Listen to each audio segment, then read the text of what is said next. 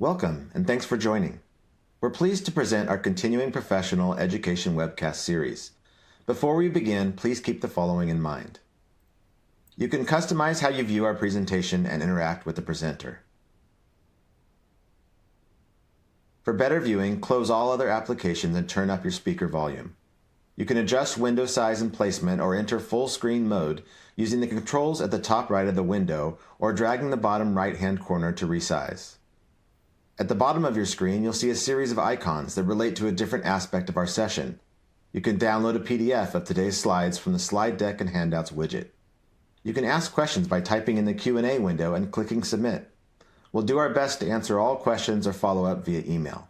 If you experience technical difficulty, refresh your browser by hitting the F5 key. Today's session offers 1 CPE credit. To receive credit, you must meet the National Association of State Boards of Accountancy requirements. You must attend at least 50 minutes of the session and respond to at least 75% of polling questions. To participate in the polls, please check the button next to your answer within the slide window and click Submit. We'll track your progress and alert you when you've earned CPE credit. You can then click the certificate icon in the CPE Progress widget and download your CPE certificate. Don't worry if you can't download your CPE certificate today. We'll email you a copy in 2 weeks.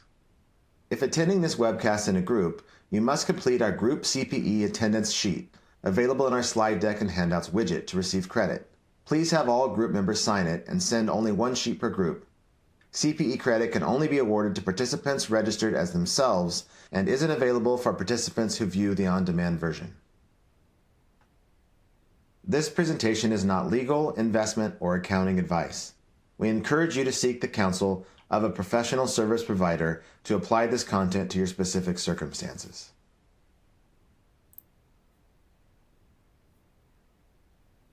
Good afternoon, and welcome to today's webcast, SOX Emerging Areas and Hot Topics.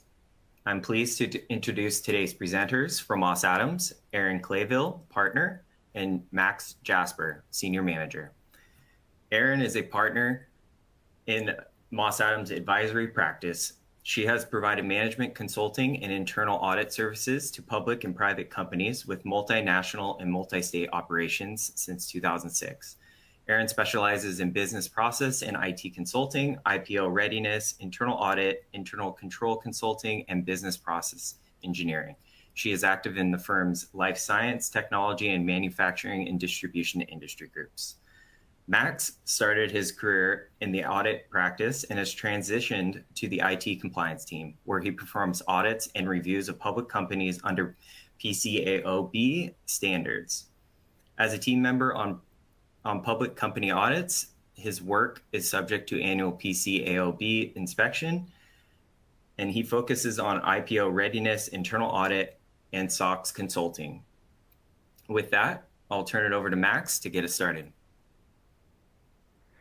Thanks, Chad. Looking forward to this presentation today. We've broken up today into 4 broad areas. We're going to start with reviewing the areas of focus that are driven by the SEC, the PCAOB, and your independent auditors. After we introduce those, we'll go into deeper dives into various elements of designing internal controls for those areas.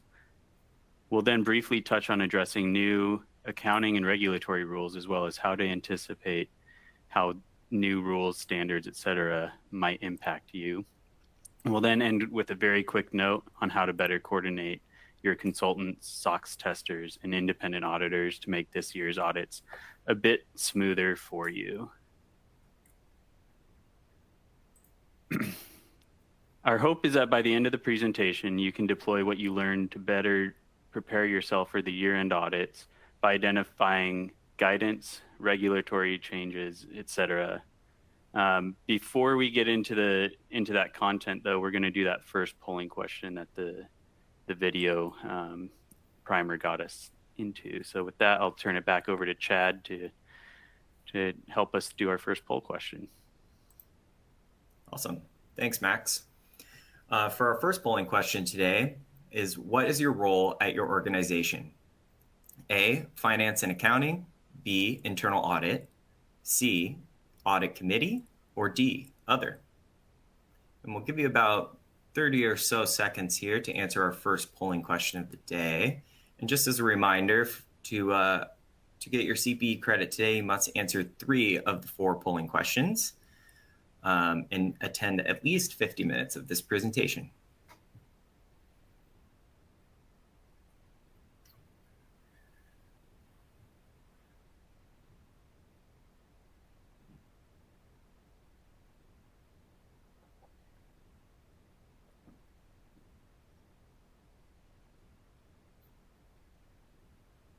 All right, looks like we're getting there. We're about 85% of people.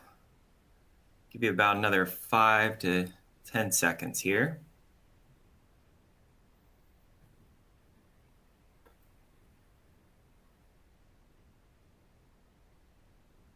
All right, well, moving on to the results. And turn it over to Max. Awesome, thanks. It looks like we have a lot of folks from finance and accounting here, so that would be the issuers responsible for the financial statements and the Ks and the Qs. We do have some internal audit folks, and then a shout out to the 1% of the audit committee, and then 12% representing another bucket. So be interested to see who the attendees are and what that other bucket might be. All right, we're going to dive into the content then. Let me move to the next slide here. So I'm excited for this presentation because I get to give one of those disclaimers that says these views are my own and not the views of the firm. And so with that, I'm going to get into what this slide means, because you're probably wondering, what the heck is this? So getting into the topic of focus areas, we first have to understand what drives the focus areas. Obviously, each issuer's specific environment will specifically drive the issuer's risks and kind of audit focuses. But we're going to take a step back and talk more from the macro standpoint.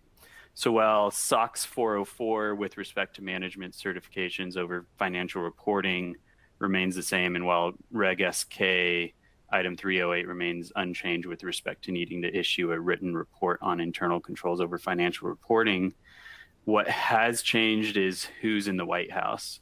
And with the new president in the White House came a nomination from President Biden for a new chair of the U.S. Securities and Exchange Commission. And keep in mind here that the U.S. Congress also gave authority to the SEC to oversee the Public Company Audit Oversight Board. So in a sense, what I'm driving at here is the political party in power can wield a lot of influence when it comes to the effects of SOX on your company via a very indirect method. And that's why I like to joke that these truly are my views and not the views of the firm, because I got political for a second. But with that in mind, as the new folks at the SEC and PCAOB do begin to settle in, we suspect that they'll begin to wield that influence, and you'll notice a change in what their auditor focuses on too. As the SEC changes its expectations, we're going to expect that the PCAOB changes its expectations, and then the lens through which they look at the independent auditor's quality of audit, and thus how your independent auditor looks at your controls. More progressive leadership and increasingly progressive investors have successfully pressured the SEC to increase its attention to climate and ESG matters, that's environmental, social, and governance. Rapidly evolving technologies have also increased the opportunity for malicious actors to perpetrate attacks on IT systems. As a result, the SEC has been issuing proposed rules to enhance disclosures on these topics, which would have a life cycle of a proposal from the SEC. They then go gather and adjust for feedback from public accountants, issuers like yourselves, academics, et cetera. They take all that and then they adjust their proposal for feedback, and then they issue a final rule. So for example, as we have on the slide here, earlier this summer, the SEC finalized a cybersecurity disclosure rule that amended Form 10K by adding Item 106B to Reg SK and a new Form 8K. Following the addition of the new cyber disclosures, the SEC Office of the Chief Accountant released a statement on the importance of a comprehensive risk assessment by auditors and management. Highlighted in the statement was a statement that cybersecurity incidents should be included in the risk assessment, both by the auditor and by you as management. So that's 63% of us on the call. Cybersecurity should be included as part of your risk assessment.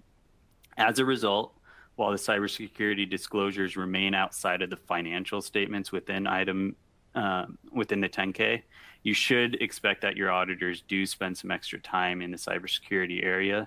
Specifically, the SEC Office of the Chief Accountant reminded the public that inadequate entity level risk assessment processes, which I believe cybersecurity would be part of, could be the root cause of a deficiency and potentially even worse, a misstatement if things got really bad.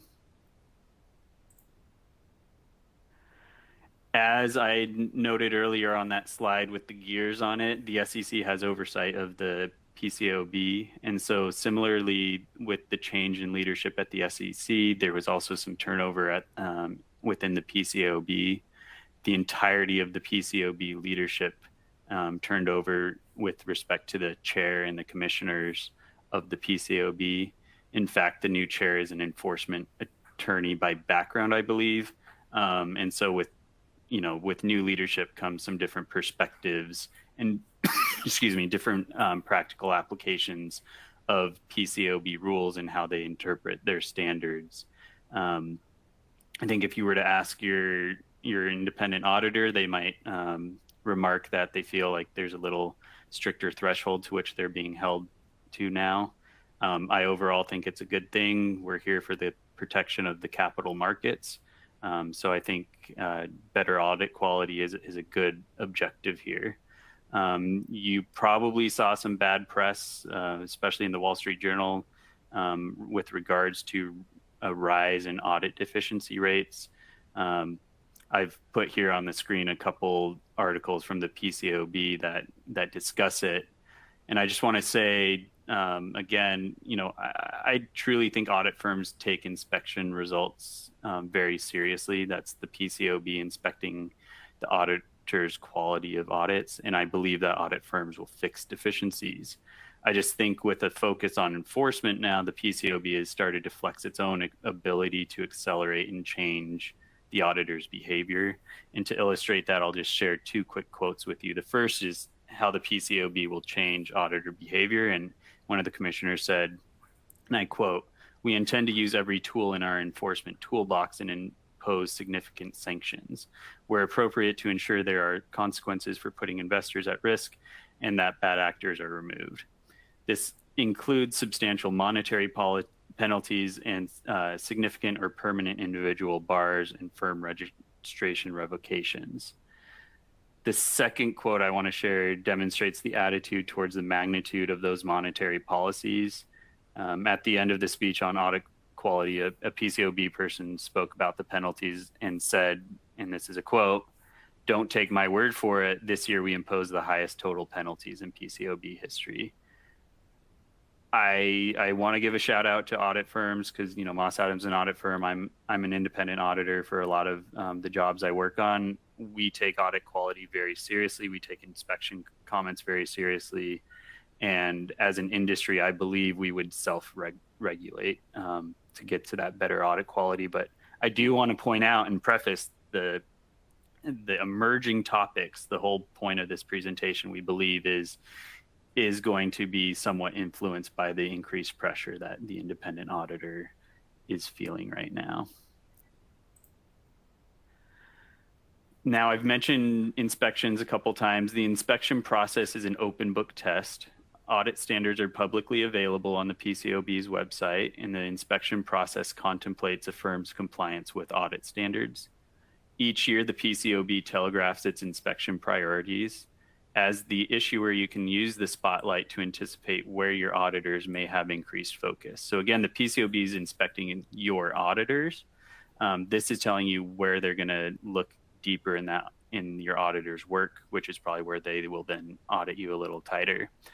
The spotlight discusses many topics. We put a few on the screen here that are a little more relevant, in my opinion. For example, due to the rapid evolution of digital assets, I believe the higher inherent risks naturally have resulted in more scrutiny until regulators are satisfied with auditors and issuers' skills, knowledge, and experience with digital assets. I think I would expect that audit regulators continue to focus in this area and wasn't surprised to see it as a focus. When your independent auditors use other auditors might sound like an audit issue only. That's the third to last bullet here.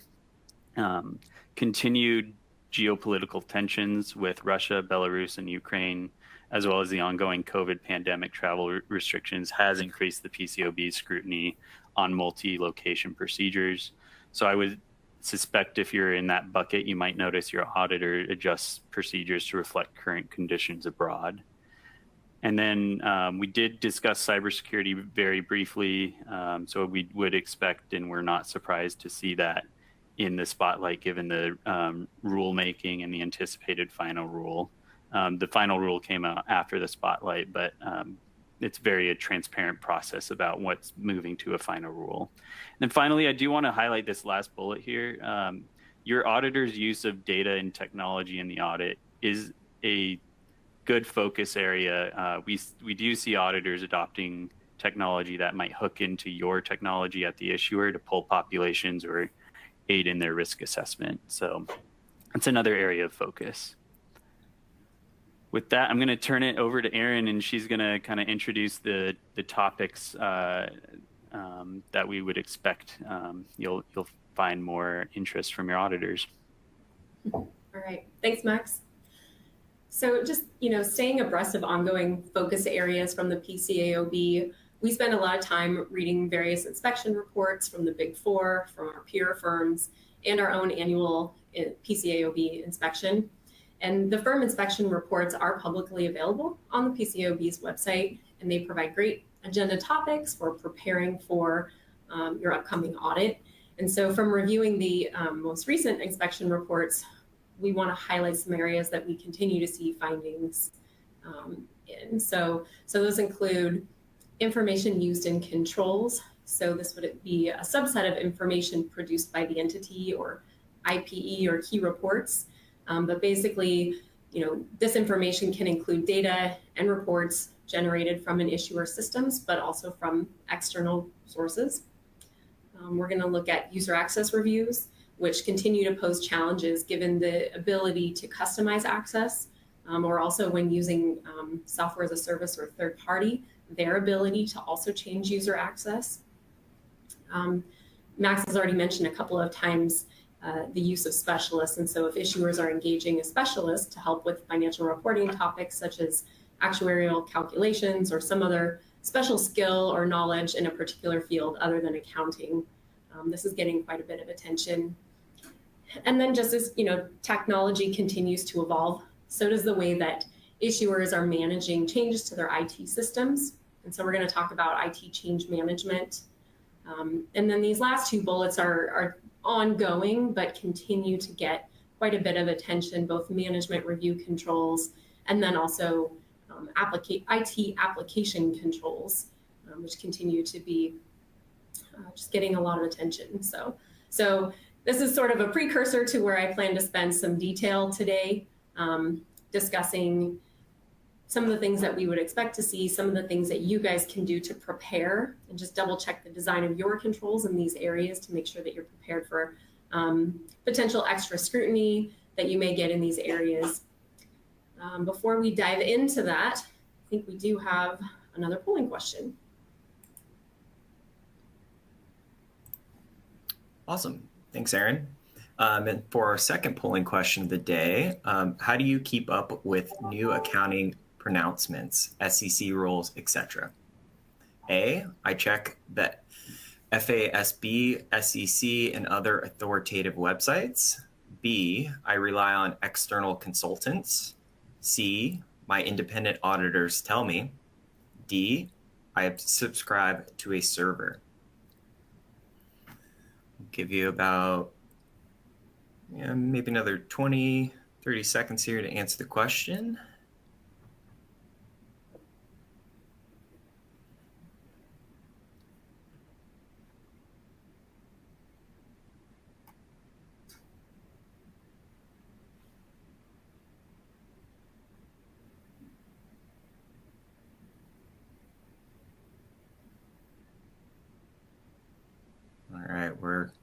right at about 90% answered. I'll give you about 5 more seconds here for the remaining.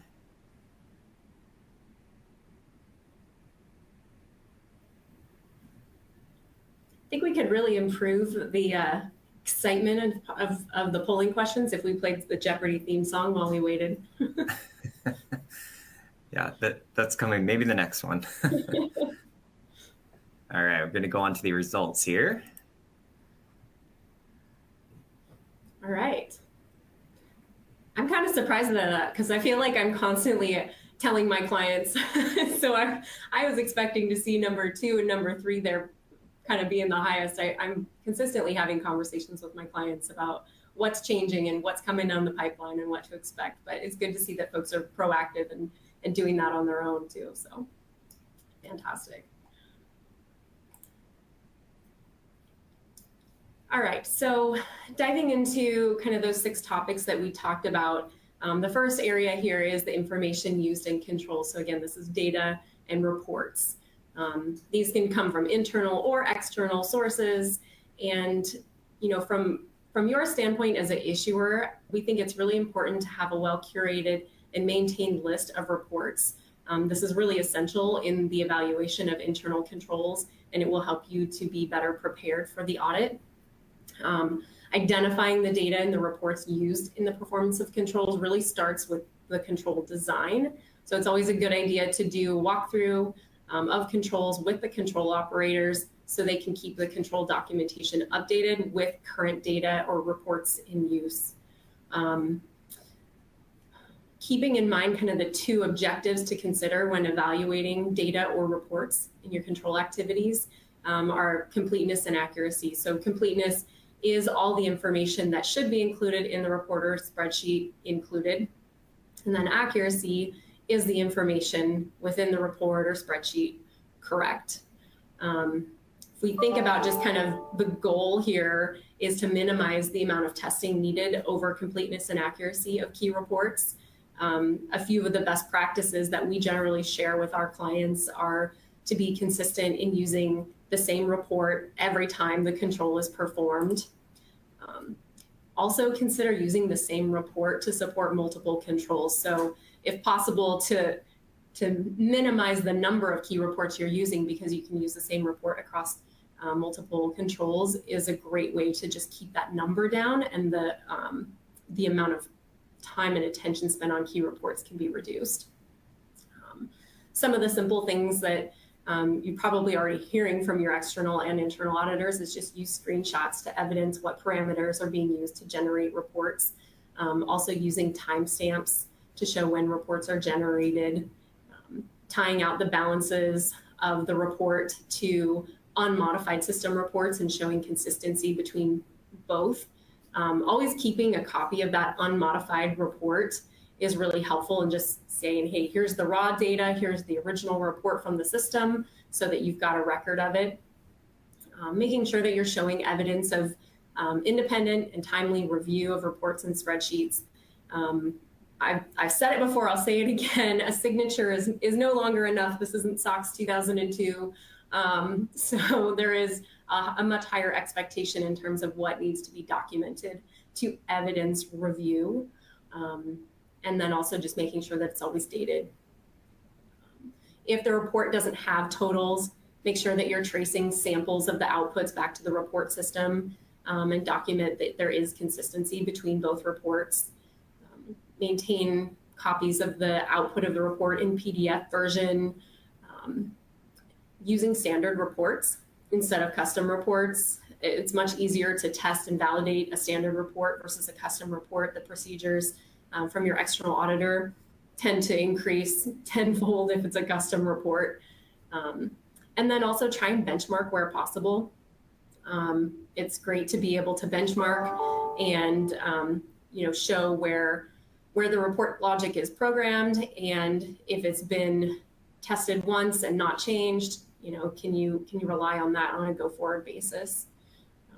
So the other thing that we're seeing a lot on is report writers. And so if you have a report writer, make sure that those report writers also have general IT controls over the top of those report writers. That's getting quite a bit of focus where it hasn't necessarily in the past. So always a lot around information using controls and reports and data. So just make sure you're documenting everything. The next area that I want to talk about is user access reviews. And this is one where, again, you might notice that your auditor is really spending a lot more time and attention on. We've added this to the presentation because as the latest tranche of PCAOB inspection reports have been coming out, we've seen a lot of comments around the auditor's testing of user access reviews. So we think this is definitely an area worth discussing. You know, as with any control, it's important to define the scoping decisions that you're making. For example, you may choose not to review every single user in your ERP. You know, every employee may have access to the ERP to submit purchase requests, but it doesn't necessarily mean that they need to be evaluated because they have elevated access to financial information. So you may find that the initiation of that purchase request of that transaction is not a relevant risk because you've designed a control environment where those transactions are controlled via a workflow. As such, you could have a valid reason not to review 100% of users.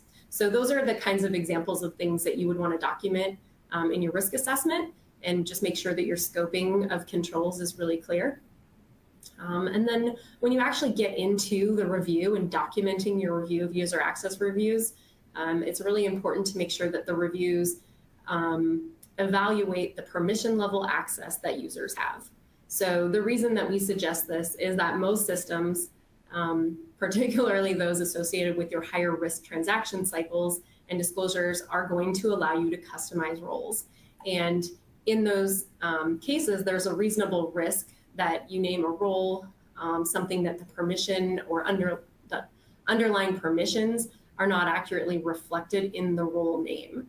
And so making sure that you have attributes within your control procedures to address those specific permissions and make sure that you've identified all the risks and addressed them through your review is very important. And then the last thing I want to just highlight on this page is that when your user access review is designed to also address a breakdown and segregation of duties, we've seen a lot of auditors commenting to issuers that if segregation of duties is an objective, then the rules should be documented and referenced by the control operator when performing the user access review. So specifically defining what a conflict or a segregation of duties conflict would look like and making sure that that is reviewed as an attribute when the execution of the control is performed.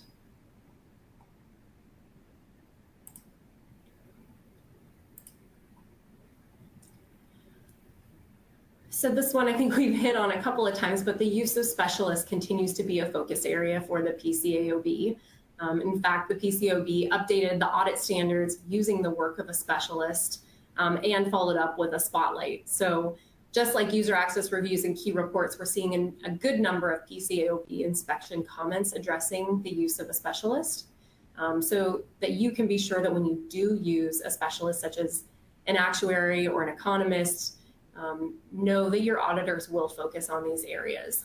And so this is one where I think you can improve your documentation to just make sure that your control design is going to satisfy their expectations.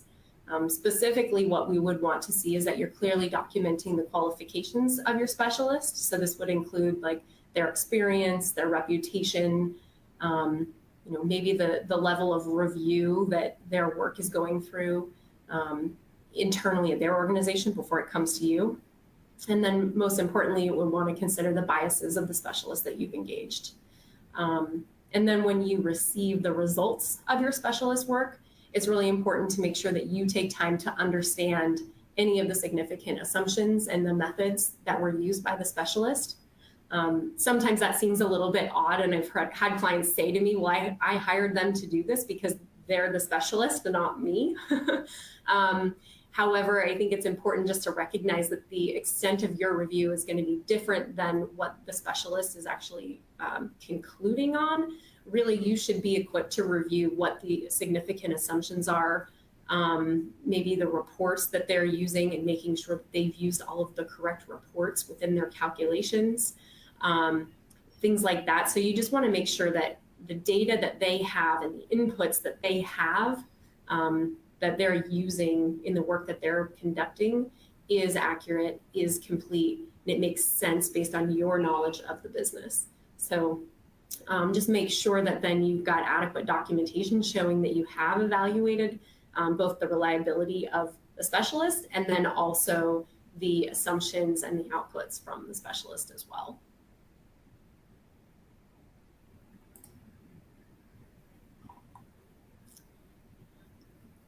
All right, management review controls.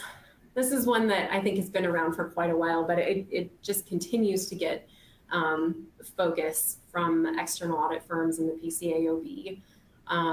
So just thinking about what is a management review control, these are reviews that are conducted by management, generally with estimates or significant judgment, and they typically involve comparing your recorded amounts against an expectation. A lot of times we'll see a management review control or an MRC is maybe a budget versus actual analysis, or a supervisory review of final calculations or analysis related to estimates. So it is something where the reviewer has to have knowledge of the business and knowledge of kind of the expectations of the business in order to conduct the review. And what makes these so challenging is that it's hard to audit something when you're auditing a user's or reviewer's judgment. So it's really helpful to be able to define the level of precision and then also make sure that you know kind of what needs to be documented. So thinking about precision, you'll want to define like dollar value thresholds that would be used as a basis for reviewing variances. You'll want to note that any of those variances over that threshold have kind of a notation or how the difference or variance was resolved. And then for some of the judgment-based controls, you'll just want to document what is the methodology, what are the assumptions and other key factors to support those conclusions. And then on the documentation side, just make sure that you're documenting errors, exception outliers, and then also any follow-up or resolution and conclusions if there are things that do raise flags or have questions. This is a really good example of a control where we mentioned before a signature is not going to be enough. So wanting to have just kind of things in your mind that you would want to document to demonstrate the level of effort that went into the review and determining the final conclusion.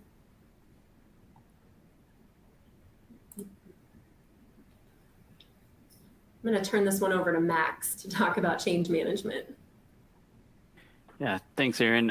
As Erin mentioned, we get nerdy and we like to read the inspection reports for other firms. As SOX consultants, it helps us to anticipate what your independent auditors might expect. And then even when we're engaged as the independent auditors, reading other firms' inspection reports help us get a sense of where the PCAOB's kind of been digging. And so one of those areas that we've seen quite a bit of comments in inspection forms is change management. For the non-IT auditors in the room, that's you've got your accounting system. It's set up to help you do your day-to-day operations in accounting, debits, credits, initiate, authorize, process, record a transaction. You want to make sure that once your system's set up and you know that it's doing your accounting in accordance with your accounting policies and with your applicable financial reporting framework, that it does it the same way, and nobody's making unauthorized changes to the system. So that's a brief change management introduction or definition for the non-IT folks in the room. What I want to highlight from what we've read in the inspection reports is, first, we're seeing that there's a hyper focus on access with regards to segregating developers from the ability to deploy changes to the production environment. For those of you on this call, we recommend you have clearly documented your consideration of this. So on the issuer side, finance and accounting, really work with your IT department to define who are your developers and who are your deployers. Internal audit folks that are on the call, that should be part of your test of design. Once you've identified who those developers are and who can deploy changes to production, you'll want to have the proper evidence to demonstrate how you identified those people. But just keep in mind that defining roles and responsibilities isn't the audit test that's going to be done. You've actually got to go and prove through access reviews who has access to production servers or deployment tools that your company is using. And remember, with your evaluation of automated deployment tools, it's important not to just review roles and responsibility of the users that are developing and deploying, but also who can potentially modify what you might hear called branch rules, branch protection, and roles within the system. So if you had a developer that was also an admin of that system, they could potentially give themselves access to then become a deployer as well. The next bucket of increased scrutiny, both from independent auditors and from the audit regulator that we've seen, is the population of changes to a system. Traditional audit risk assessments and audit plans used to conclude that if developers were appropriately segregated from deploying changes directly into the production environment, that the risk of unauthorized changes was appropriately controlled. However, that traditional view is being challenged due to the way people are deploying. Automated tools might allow a developer to submit a change into an automated deployment queue, and then that gets pushed into production without the intervention of another person.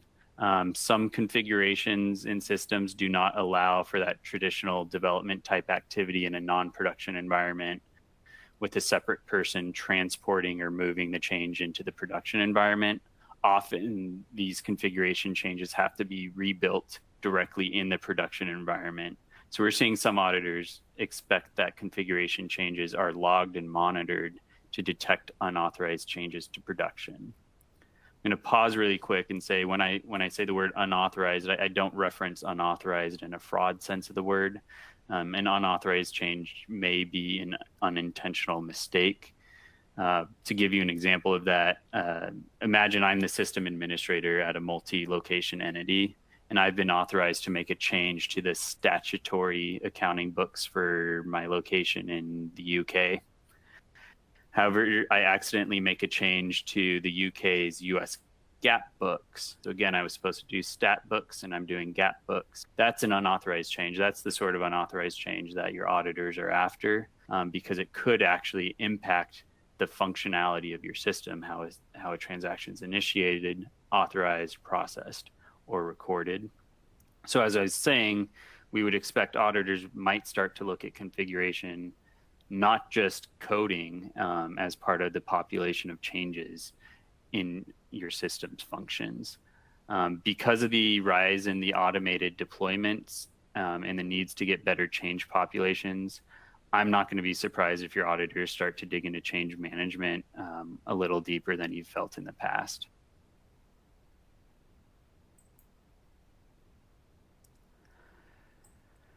So this next area, if you assume that you have adequate IT general controls, and we only went over change management, which is in the Moss Adams philosophy, one of 4 areas of IT controls, you'd want to take advantage of your IT general controls to design a more automated internal control environment. What I mean by that is we're seeing a really good shift with companies and especially public companies, issuers. It's generally accepted that automated controls operate the same way each and every time a transaction is processed through the automated control, which would reduce the risk of a human mistake. That's why I'm saying it's a good thing, moving from manual controls to automated controls, because that transaction gets processed the exact same way. For those of you that think about the downside and are a little more pessimistic, you're absolutely correct, though, that the flip side is that an error in the programming or the configuration of an automated control could then magnify a lot and apply to every single transaction process through that automation. So naturally, getting your automated controls set up correctly is going to be important for the 63% of you on the call that we're representing finance and accounting. For the internal audit folks, making sure that you've got a good understanding of what the design is as well as is going to be appropriate. I do have a lot to say on this topic, and so we're actually covering it on 2 slides today. This first slide here will cover some of what I call more general methodology that you would consider as part of your evaluation of controls. And I'll just call it governance to come up with a max term here. Just like with key reports, I suggest that that you get together the business control operators, the finance and accounting folks, and the IT group to work together to ensure that you've appropriately identified the automated controls. So just like Erin mentioned with the information used in control activities, I believe having a clear inventory is a good first step here. It's going to help you with your benchmarking strategy. Benchmarking meaning I test a baseline to make sure my application control does what I want it to do at a point in time. Then I use my IT general controls to roll forward and backwards in time to know that the control was working as appropriate or as I intended it to do back to the last time it was modified. Having all that documented clearly on the issuer side makes life a lot easier for your audit planning with your internal audit team and with your independent auditor, so that there's a clear strategy at the beginning of the audit to know what automated controls do you need to walk through this year versus which ones might you not need to walk through this year. As promised, there are 2 slides on the topic. Having covered the governance of the automated controls, we can now get into some of the specific areas of focus for automated controls. Again, these are coming up when we read issuers' inspection reports from the PCAOB. I think first, it's important to map the functionality of the control to the financial statement assertion. For instance, if you believe an automated control addresses the occurrence assertion of a transaction, it's important to prove that it actually does address occurrence. So imagine in your entire control environment, you had one automated control for revenue occurrence.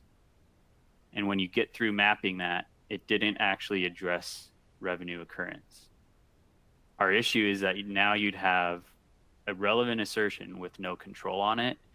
And so it's a good thing as the issuer, the finance and accounting folks on this call, when you're reviewing your RCMs and your narratives in advance of your auditors coming out, map to each financial reporting assertion and make sure that your control does address it. Especially when you've abandoned a manual control and moved to an automated system, just do a quick double check on that. Next, it's important to document your tolerances that might be set in an automated control. For instance, imagine you have a 3-way match on inventory purchases where your written policy specifies that quantities must match within 10%. You'll want to make sure that the system is actually set up to match to 10%, not 11%, not 100% via a typo, right? You'll also want to consider whether the system's configured or programmed to prevent further processing of a transaction or simply warn a user that something was out of compliance. What I mean by that is, let's go back to that matching example. My policy says 10%. I receive an inventory and it's 15% off from the PO. I can design my system to have a hard stop and not allow me to do anything more with that transaction until I resolve the issue. Or I can have a warning screen pop up and say, hey, this is 15%. Our policy says 10%. Are you sure you want to proceed? A warning might be totally fine. It depends on the objectives of your control. And so you want to make sure the control objective is met by the configuration of the system. So on the finance and accounting side, it's important for you on that initial setup before you go live and rely on that automation, that you make sure it's doing what it's supposed to do. For the auditors on the call, it's important that you do understand the impact of a hard stop versus a soft warning, as I would call it. Next, it's important to make sure that your accounting systems are set up with accordance to your accounting policies and your applicable financial reporting framework. For example, US GAAP allows an election in the recognition of share-based compensation. So perhaps your company has elected the straight line method, but your system is for some reason configured to the tranche-based method of expense recognition. This would result in a variance in the recognition of the expense and thus a misstatement, hopefully not one that's material, but I'm just using it to illustrate where accounting policies and system configurations could be in conflict. With regards to having an accounting system set up in accordance to an applicable financial reporting framework, I just want to use one example here of the lease guidance in topic ASC 842. Imagine your system had not been updated to calculate lease liabilities, right of use assets, et cetera. Simply put, your systems would still be doing the old 840 accounting. Your automated calculations, your automated disclosures spit out by your lease system would have been prepared under 840 and not under 842, and therefore you'd be out of compliance with the new standard. Finally, here on this slide, I just want you to consider whether your controls have a manual component to them. Remember, I talked about shifting from manual controls to automated controls. You may still have a need for a manual component. So let's just pretend really quick here that you've got a workflow that you've set up to ensure proper data entry on a sales order. So someone keys in the sales orders, it kind of sits in the system waiting for someone to say, yep, I've reviewed all the data and hit approve. If your audit plan, when you're assessing your own controls for your own internal controls report in item 9A, if your assessment is just looking at what happens when I click the approve button, you haven't actually addressed the specific procedures performed by the control operator to decide whether the data input was correct. Thus, making sure your control documentation adequately addresses the control operator's decision making is going to be important as part of that automation. And we would expect that you have that as a focus area from your auditors too, not just looking at what is the config doing, but when there's still a human element, they will be looking at that human element as well. So with that, we're going to move into our next section. Erin's going to walk us through a framework of evaluating new rules and standards from the FASB, the SEC, and the PCAOB. But I believe, Chad, we've got a polling question first. Yeah, thanks, Max. Our third polling question for today: how is your organization doing with implementing the new SEC cybersecurity rule? A, we're ready for the effective date. B, we are well on our way to being ready. C, we've just started or need to start evaluating. Or D and A, we aren't subject to the rule. We're not a public company. And like the previous 2 polling questions, I'll give you about 30 seconds here to answer. And if you have any questions for the presenters, you can drop your question into the Q&A, and we'll do our best to respond to your questions.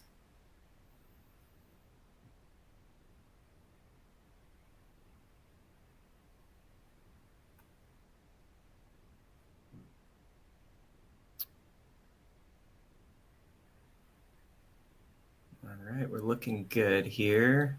Got almost 90% to answer the question. I'll give you about another 5 to 10 seconds here before we go on to the results slide.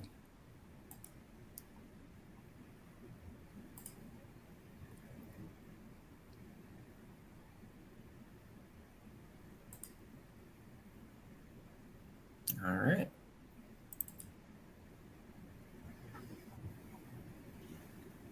All right. Well, it looks like people are moving in the right direction.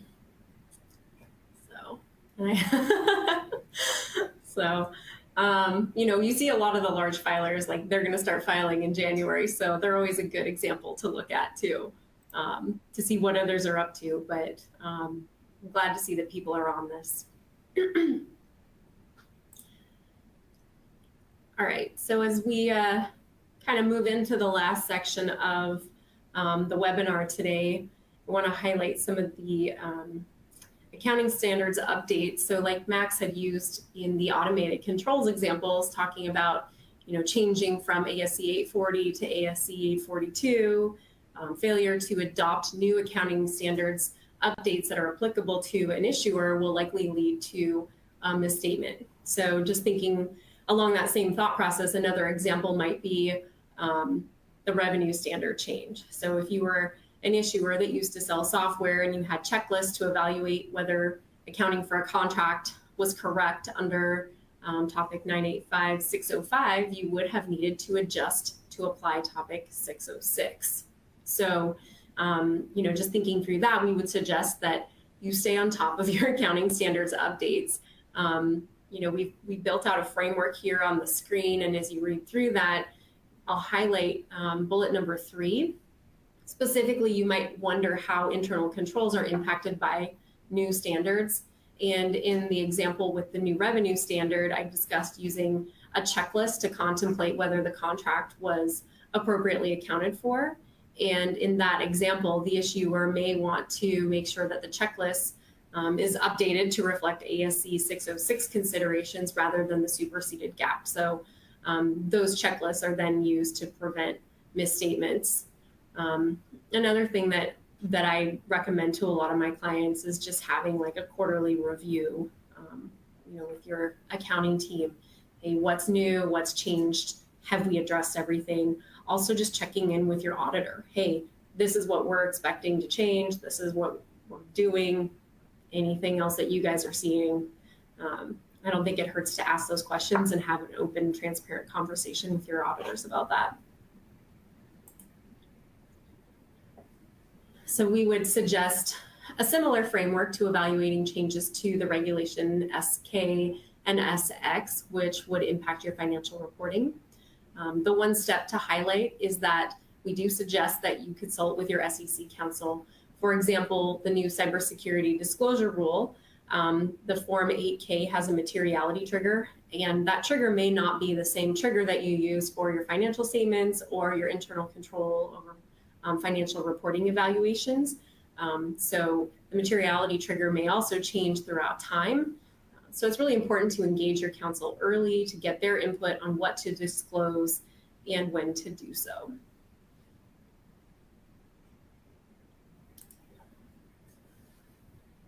And then finally, we want to just review some new audit standards with you. While the new audit standards may not result in direct actions that you need to take with regard to your internal control over financial reporting, they may indirectly impact you. And that indirect impact may be more audit requests as a result of needing to do additional audit procedures. Fortunately, though, the PCAOB has not released many new auditing standards and rules, so we don't anticipate that this area will be a large catalyst of change in the near future. In fact, the only new one last year was the supervision of others other auditors standard.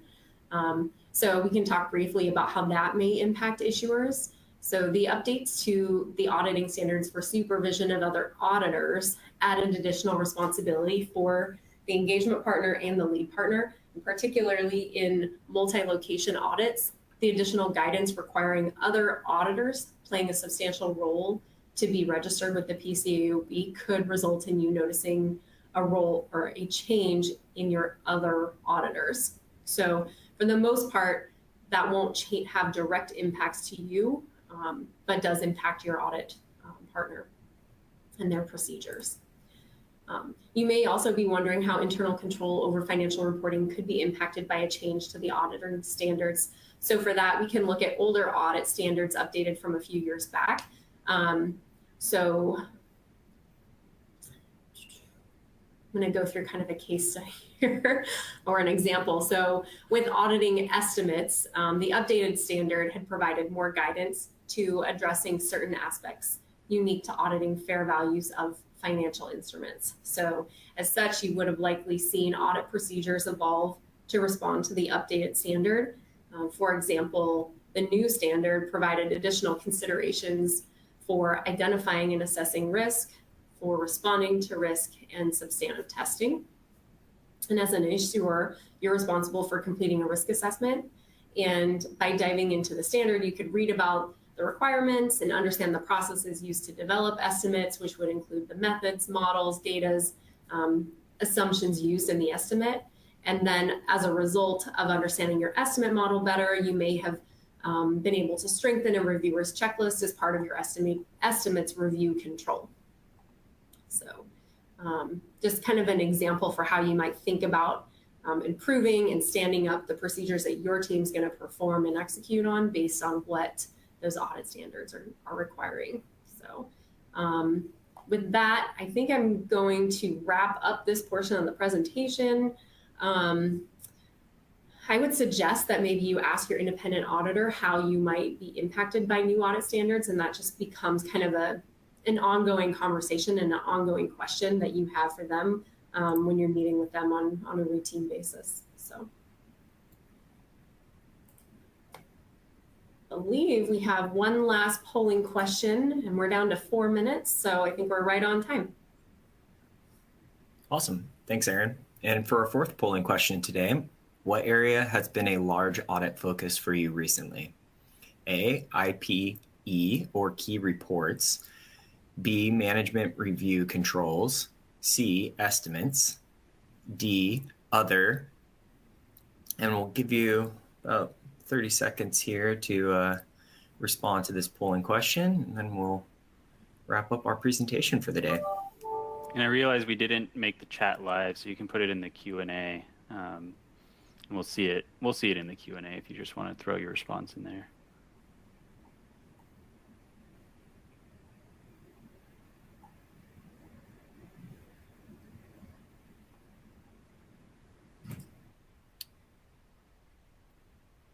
All right. Give us about 15 seconds more here before we move on to the results.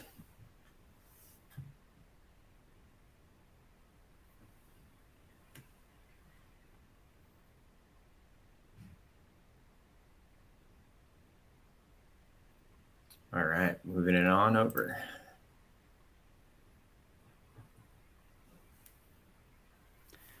Yeah, management review controls, like Erin said, that's definitely an area that we see even, when we sit as internal audit, we see a lot of the external audit folks we work with, the independent auditors focus on that. And it continues to be a focus area for us. If you read those inspection reports, those questions, what's the specific procedures performed by a control operator? What's the level of precision, sensitivity analyses? That's a huge piece of it. And then estimates, there's that disclosure in item 7 of the K. So it's a pretty important area too. And then as an IT guy, I'm going to give a shout out to IPE and key reports, keep myself relevant. That though, Erin did mention kind of ways, at the end of that, collaboration with the independent auditor. I do believe that the planning early, including, which would include asking your independent auditor how their last PCAOB inspection or internal inspection cycles went, and whether you could anticipate any changes from the prior year audit would be an important way to get some planning done early. Sharing your risk assessments and scoping documents allows your auditors to get an early look and get inside your head on how you view financial reporting risks and whether you've made any changes during the year that could impact how they look at your environment.